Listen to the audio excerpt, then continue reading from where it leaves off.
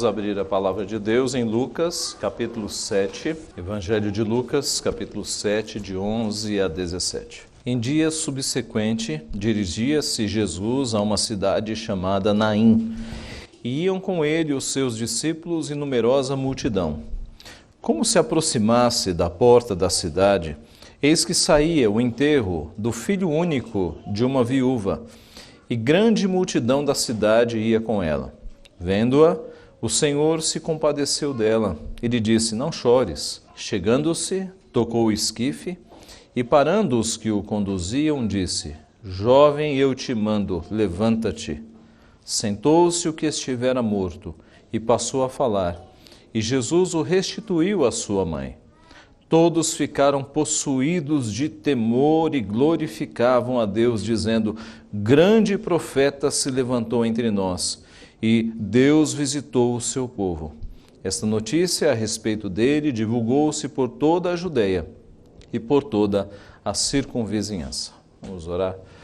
Pai Santo, nós te louvamos por tua palavra que nos coloca em contato com os grandes feitos do Senhor e nos mostra as virtudes e as maravilhas do nosso Redentor, Pai. Nós te louvamos porque a tua palavra nos edifica, ela nos alimenta, ela nos repreende, nos exorta, ela nos mostra exatamente o que devemos fazer, o que nós não devemos fazer, ela mostra as deficiências da nossa alma e ela supre essas deficiências, Pai. Nós te louvamos por isso, porque a tua palavra não volta vazia.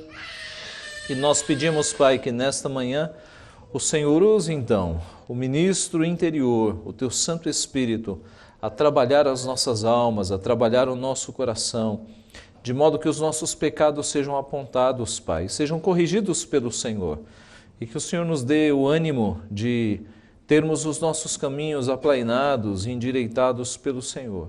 Ajuda também que na leitura da tua palavra nós glorifiquemos e adoremos o teu nome, Pai. É o que nós te pedimos, gratos e humildemente, em nome de Jesus. Amém. Algumas semanas, Deus me deu o privilégio de conhecer um missionário que está trabalhando entre os refugiados no Oriente Médio. A população de refugiados no mundo hoje é gigantesca e é crescente.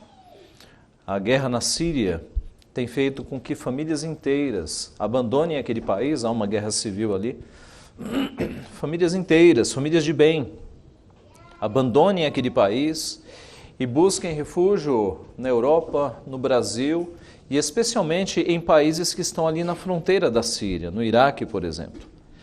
E esse missionário, que Deus me deu o privilégio de conhecê-lo, ele veio ao Brasil e ele começou, sensibilizado e com muita compaixão das crianças de rua, ele começou a trabalhar em favelas.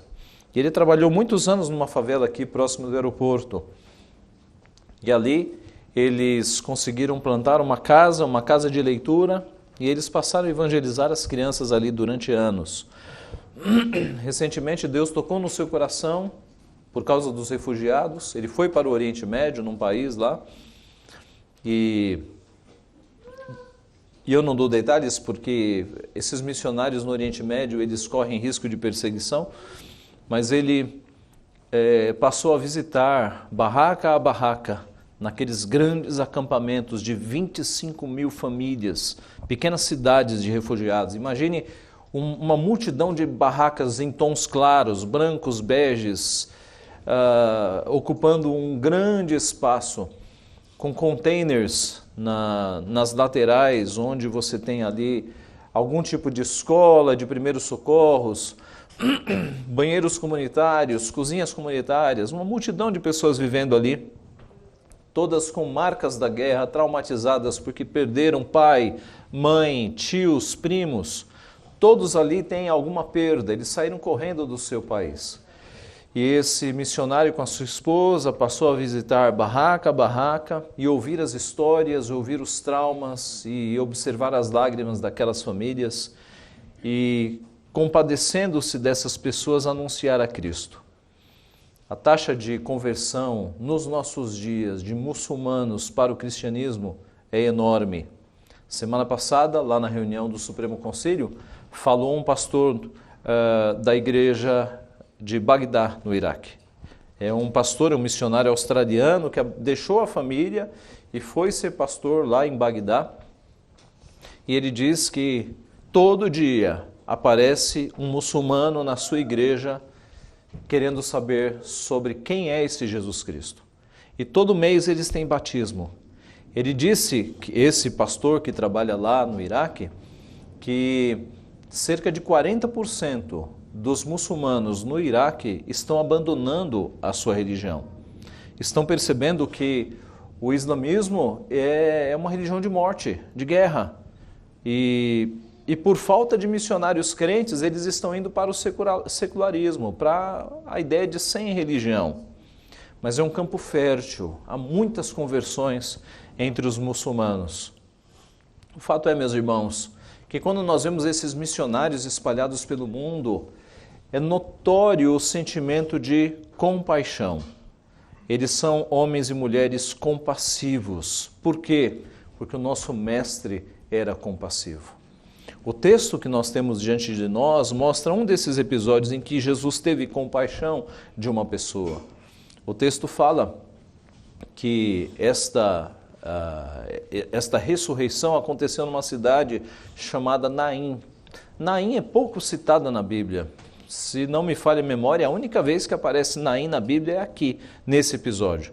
Era uma cidadezinha pequena, um pequeno vilarejo, perto de Nazaré, muito próximo ao Monte Tabor. Eu já tive chance de ver como está a cidade hoje por foto, e você tem aquele vilarejozinho muito pequeno, e logo na sequência o grande Monte Tabor.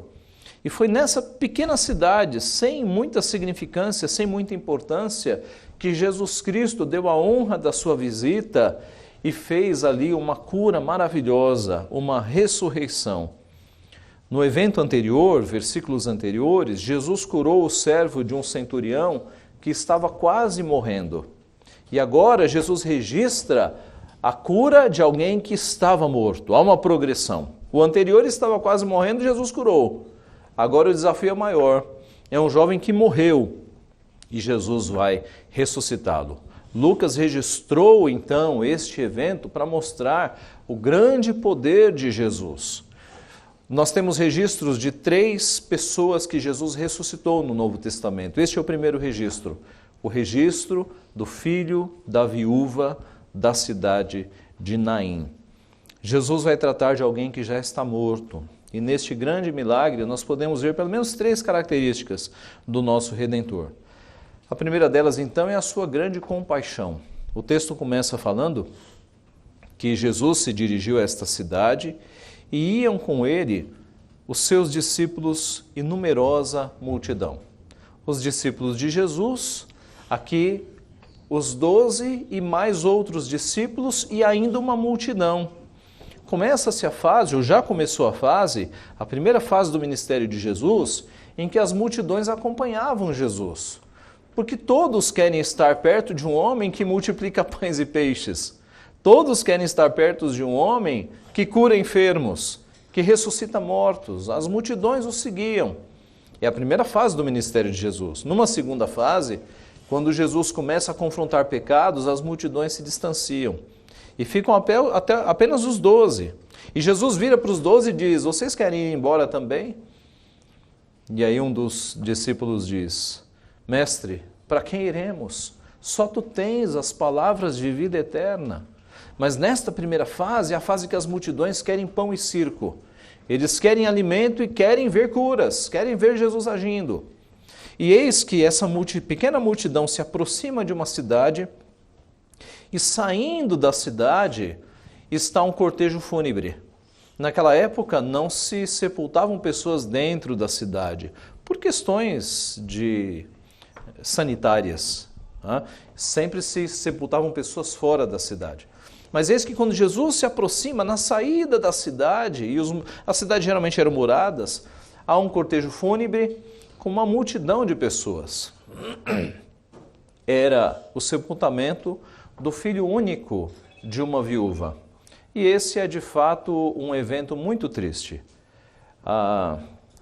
ser viúva naquela época já era triste, porque as viúvas ficavam como uma classe na sociedade que precisava de cuidados, precisavam ser sustentadas. Quando você lê o Antigo Testamento, você percebe Deus falando que Ele é o Deus dos órfãos, das viúvas e dos estrangeiros. E com estrangeiros pode trocar para refugiados. Porque no nosso país, quando a gente fala em estrangeiro, geralmente é alguém mais rico do que a gente, né? Alguém que fala em outra língua, que está visitando o país.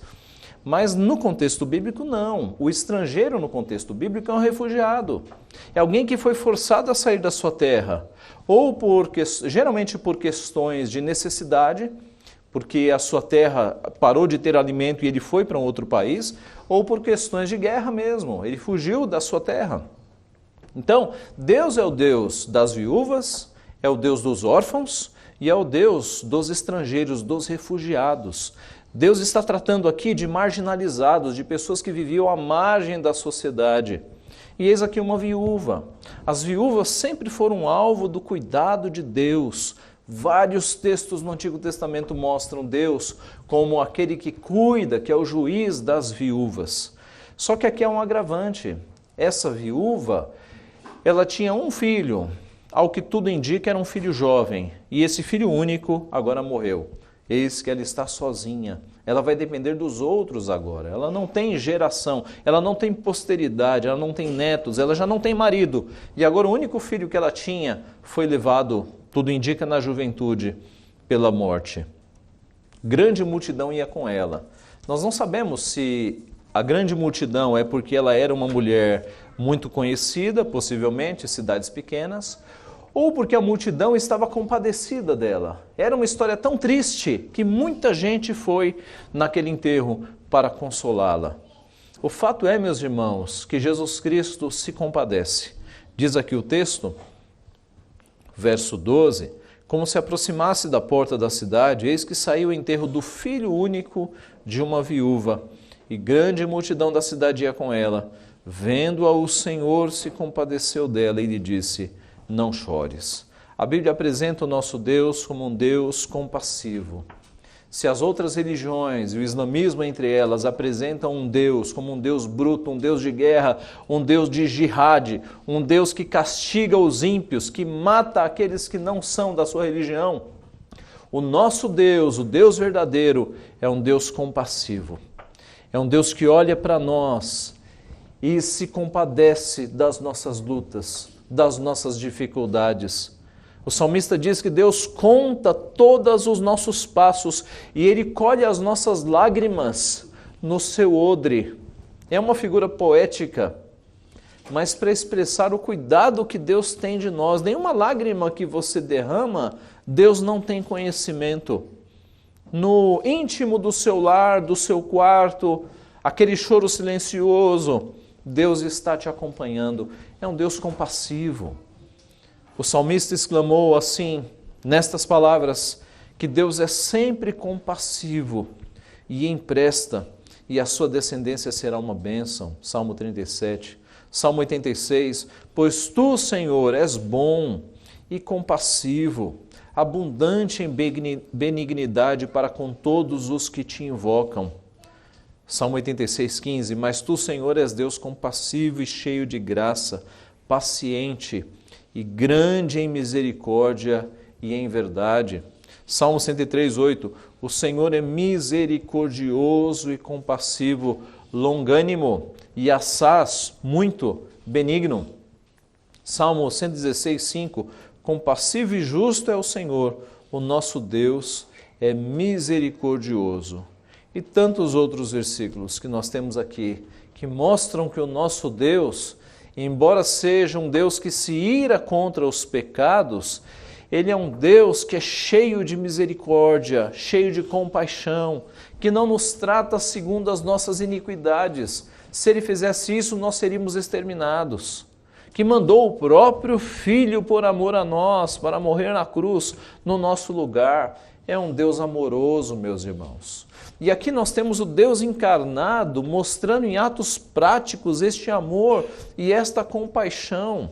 Várias vezes no Evangelho nós temos a figura de um Jesus compassivo, que olha com um olhar de carinho, com um olhar de ternura.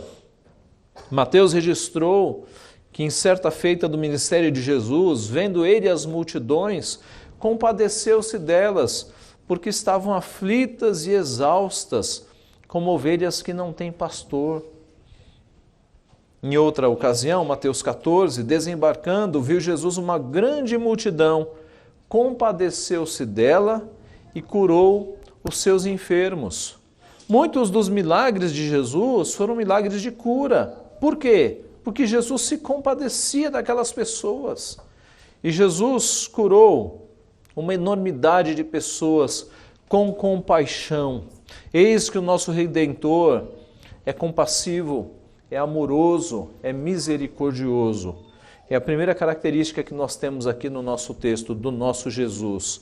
Ele olha para aquela mulher. E assim como nós, discípulos de Jesus, ao lermos essa história, nós temos pena de uma viúva que tinha um único filho e perdeu esse filho, e se ela estivesse aqui entre nós, nós teríamos essa compaixão. Jesus, sendo santo, ele teve compaixão no nível máximo. E ele foi até aquela mulher e com palavras carinhosas disse: não chores, não chores. É a primeira característica que nós temos do nosso Redentor. Uma segunda que é visível no texto, e essa salta aos olhos, e essa eu creio foi a característica pela qual Lucas registrou este evento, para mostrar Jesus como aquele que tem poder sobre a morte, é que Jesus é poderoso. Jesus é compassivo, primeira. Segunda, Jesus é poderoso. Nos versos 14 e 15 é dito que Jesus, chegando-se, tocou o esquife. A palavra usada aqui no grego, ela dá uma ideia de duas varas de madeira com um pano no meio. Não é o caixão como nós temos no nosso dia. Naquela época não havia caixões fechados como nós temos hoje, trabalhados de madeira, etc. Era uma maca mesmo, né? Até pouco tempo no Nordeste, de onde vem a minha família, quando morria alguém, se transportava numa rede. E aqui nós temos então duas varas, um pano no meio. Geralmente se envolvia o corpo dos mortos com lençóis e às vezes até com alguns aromas para preservar. E ali esse jovem, esse menino, esse garoto, talvez até um adolescente, deitado ali numa maca, sendo transportado por homens, enrolado em panos. Jesus, eis que vendo aquela cena, ele se aproxima, possivelmente a mãe é uma das primeiras da multidão, ali chorando o seu filho, e Jesus toca a maca e para o cortejo fúnebre. E ele se volta para a mãe, dizendo, não chores, e ele se volta para o corpo e diz, jovem, eu te mando, levanta-te. São 3 ressurreições no Novo Testamento.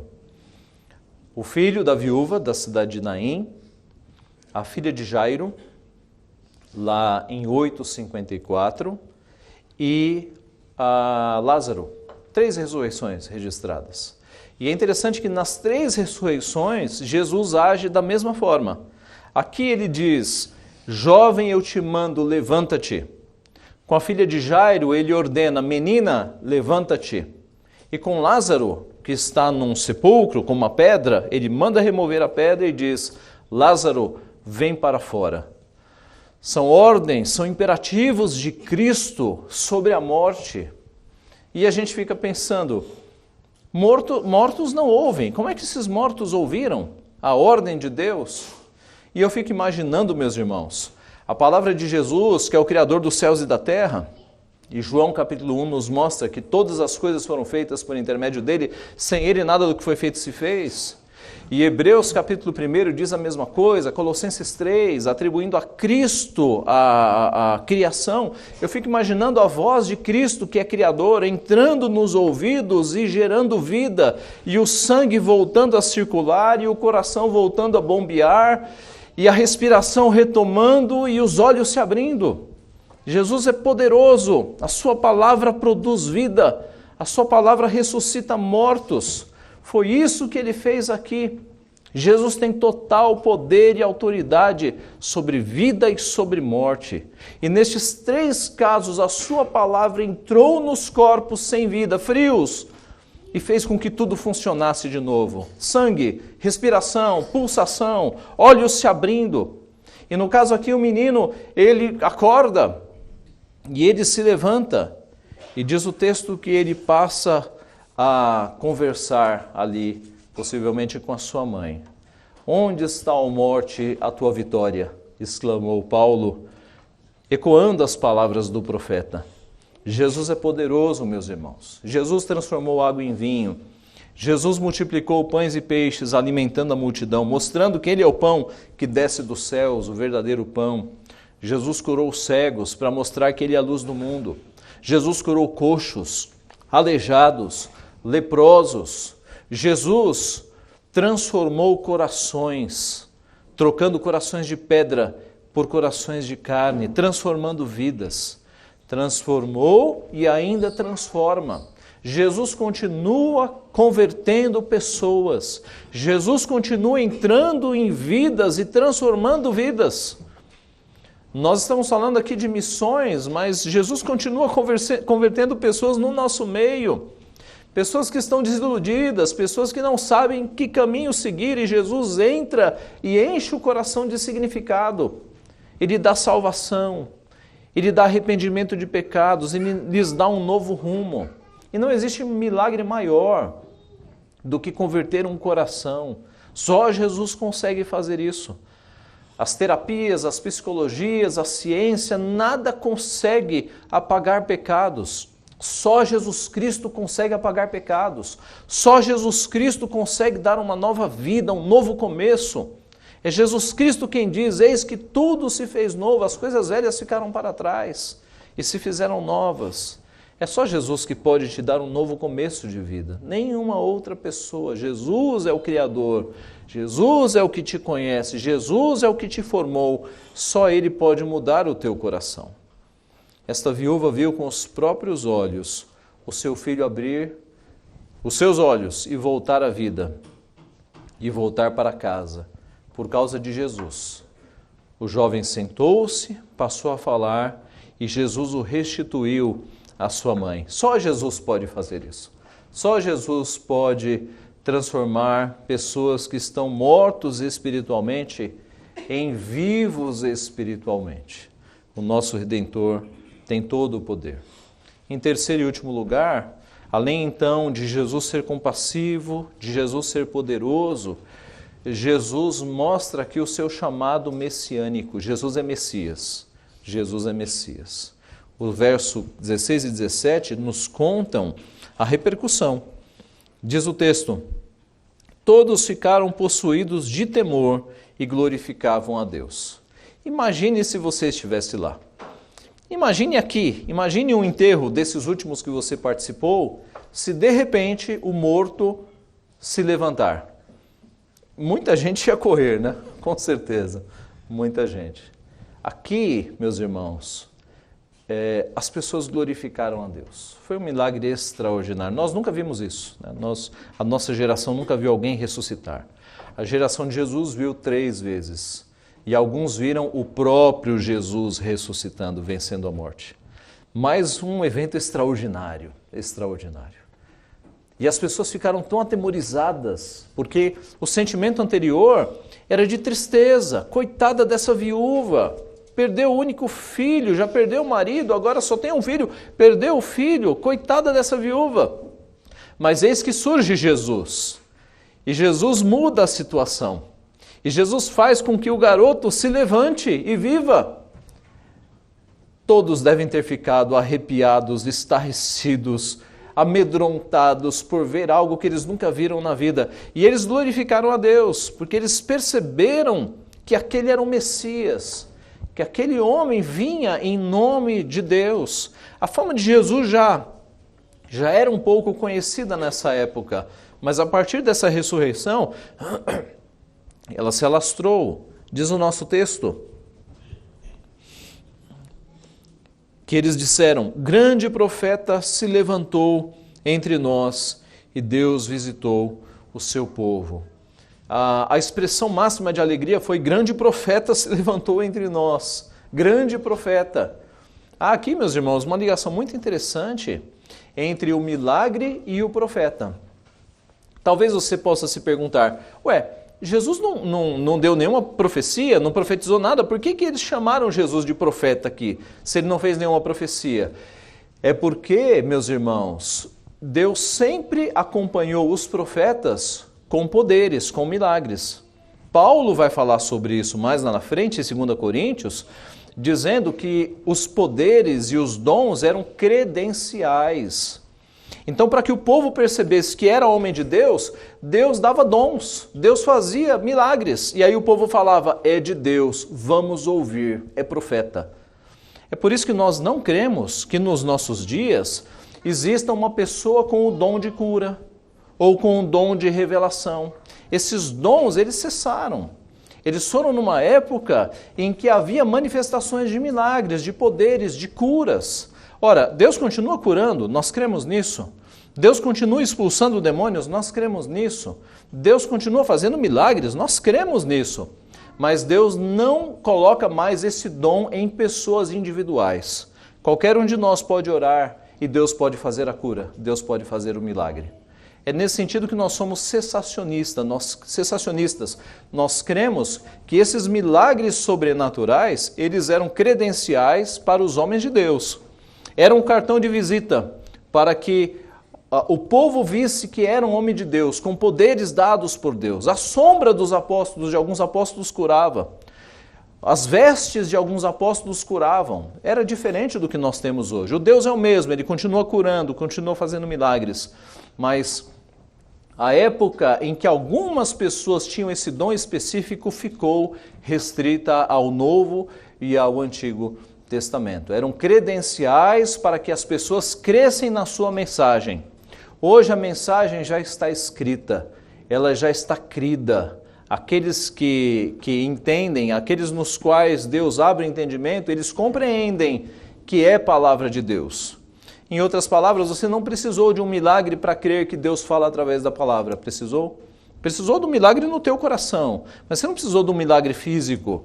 Você não disse assim: eu só creio nisso aí se Deus ressuscitar uma pessoa. Não. O Espírito Santo agiu no teu coração. No Antigo Testamento eram necessários os poderes evidenciados para que a pessoa fosse crida como um profeta. Foi o que aconteceu aqui. Quando Jesus ressuscitou esse jovem, eles disseram: eis um grande profeta. Deus visitou o seu povo, Deus teve misericórdia do seu povo. Nós temos aqui, meus irmãos, um milagre que, além de ser uma credencial do profeta, aponta para o seu caráter messiânico. Veja o verso 22, que é de um texto que nós não lemos. João Batista manda mensageiros a Jesus. Veja o verso 22. Então Jesus lhes respondeu: ide anunciai a João, o Batista, o que vistes e ouvistes. Os cegos veem, os coxos andam, os leprosos são purificados, os surdos ouvem, os mortos são ressuscitados, e aos pobres anuncia-se-lhes o Evangelho. Por que Jesus respondeu isso? Versículo 20, João Batista faz uma pergunta. João Batista enviou-nos para te perguntar: és tu aquele que estava para vir ou esperaremos outro? João Batista está na dúvida. Será que Jesus já é o Messias?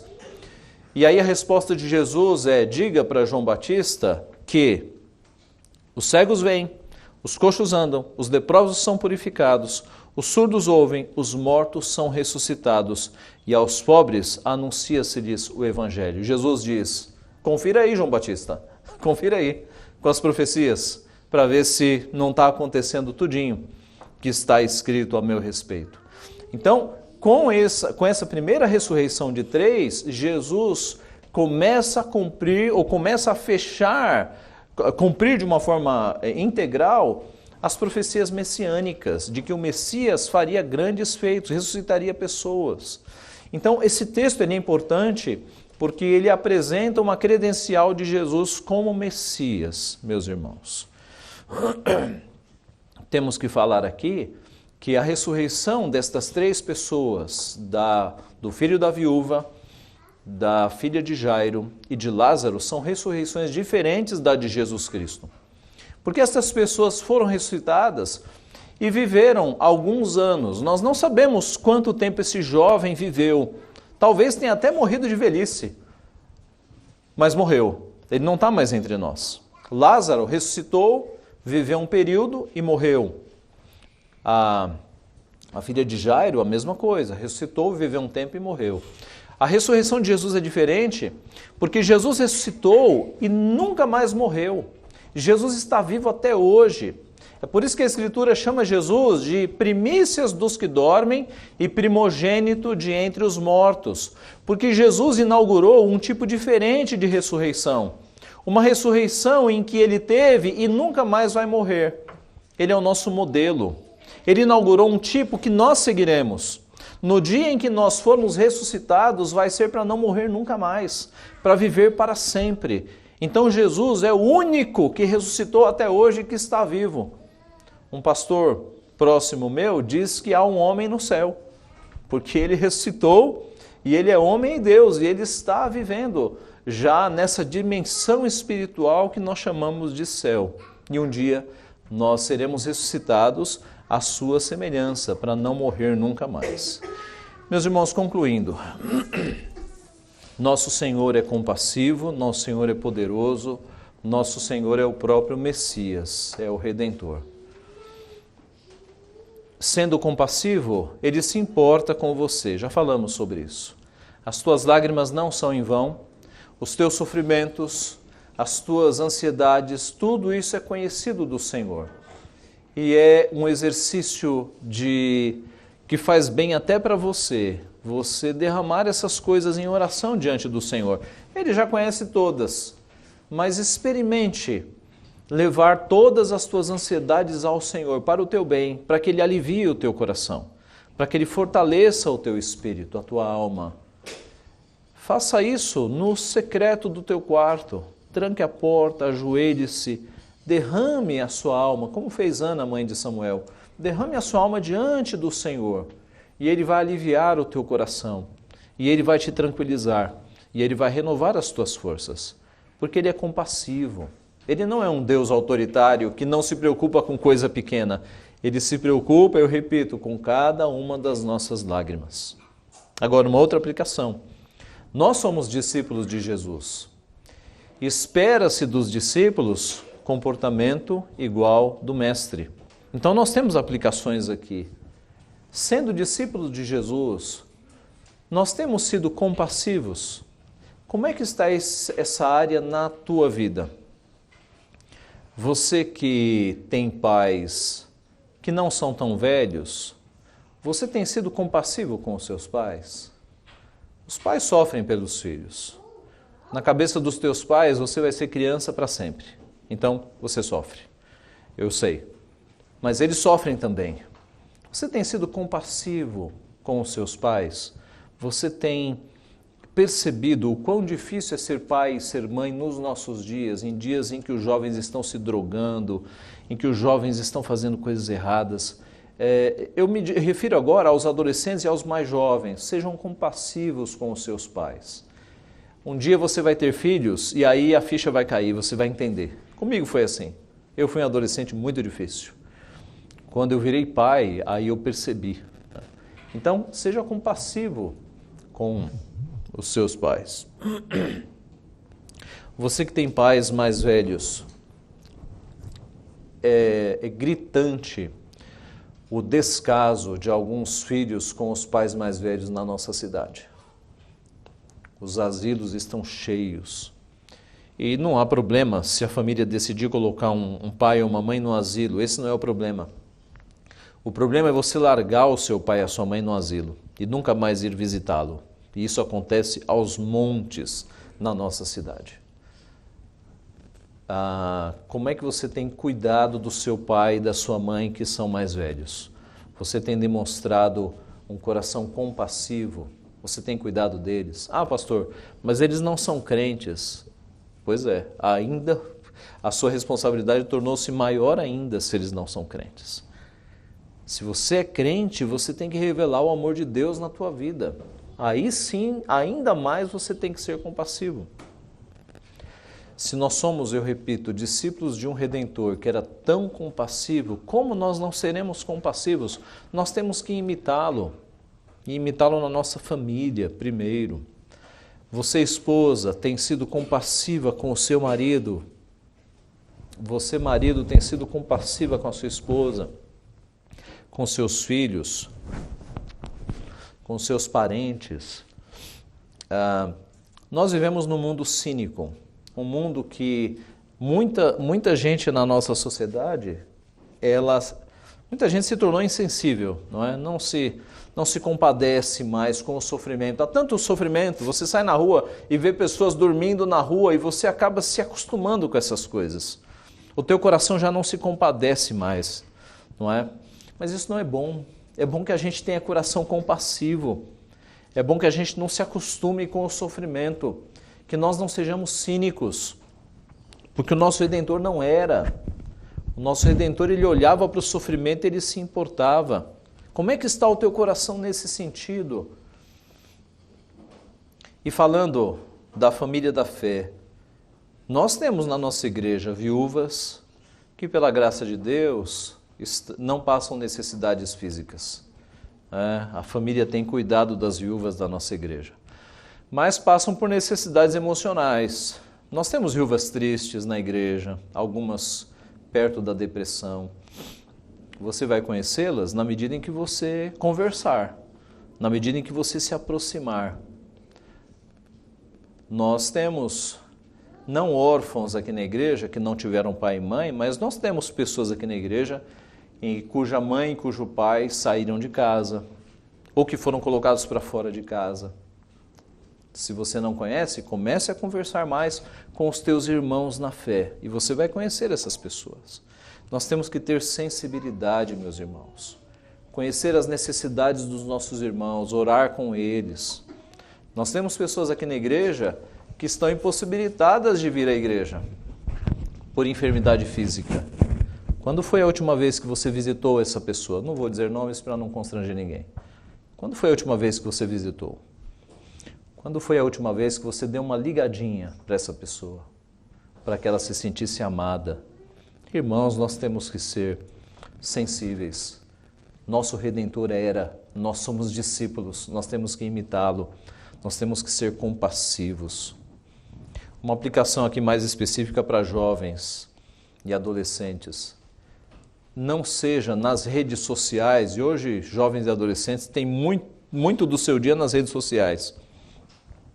Não seja na rede social um incompassivo, um impiedoso. Revele o amor de Cristo nas redes sociais. Às vezes as redes sociais elas servem para as pessoas destilarem a sua raiva, o seu amargor. Volte lá no seu perfil e dê uma olhada nas suas postagens. Quais são as postagens negativas que só destroem, que só batem? E quais são as postagens positivas, aquelas em que você está pregando o evangelho para edificar pessoas sem atacar ninguém? Deus tem me tratado nessa área. Há uns tempos atrás, se eu fizesse esse exame, só ia dar coisa negativa. Mas Deus tem me tratado. E Deus tem me mostrado que quando você bate, você gera uma reação da pessoa bater também. Mas quando você ama, você pode ganhar o coração da pessoa. É o melhor caminho. É o caminho de Cristo. Então, dê uma analisada no teu perfil das redes sociais. O quanto você tem batido e o quanto você tem amado. Deus nos chama para destruir heresias também, não é? Mas nos chama para edificarmos, para pregarmos o Evangelho, para mostrarmos o seu amor. Devemos ser compassivos. Nós vivemos numa cidade, meus irmãos, repleta de órfãos, de moradores de rua e agora de refugiados. Os refugiados estão chegando no Brasil. E eu estava pensando nesse texto e pensando o seguinte: houve uma época em que as nossas igrejas eram cheias de ex-católicos.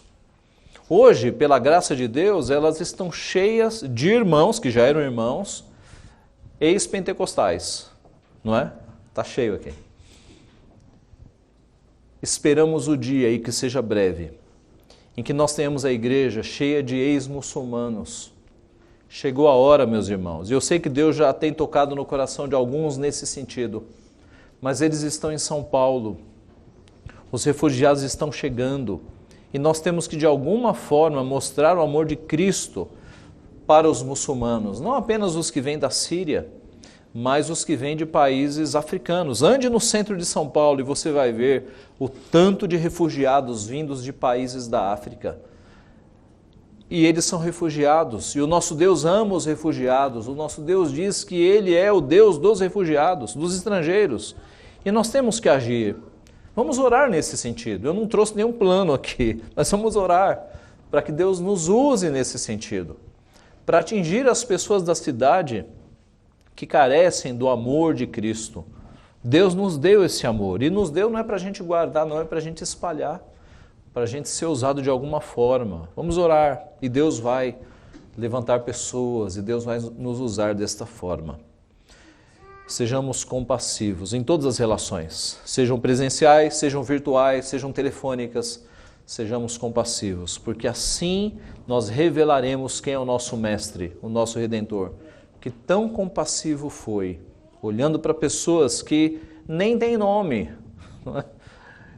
É a viúva da cidade de Naim, não era a famosa milionária, não, pessoa simples. E Jesus se compadeceu, e Jesus cuidou, que nós imitemos o nosso Redentor. Ele é poderoso, Ele é compassivo, Ele é o Messias, Ele é a única salvação. Anunciemos isso. Que Deus nos abençoe. Amém.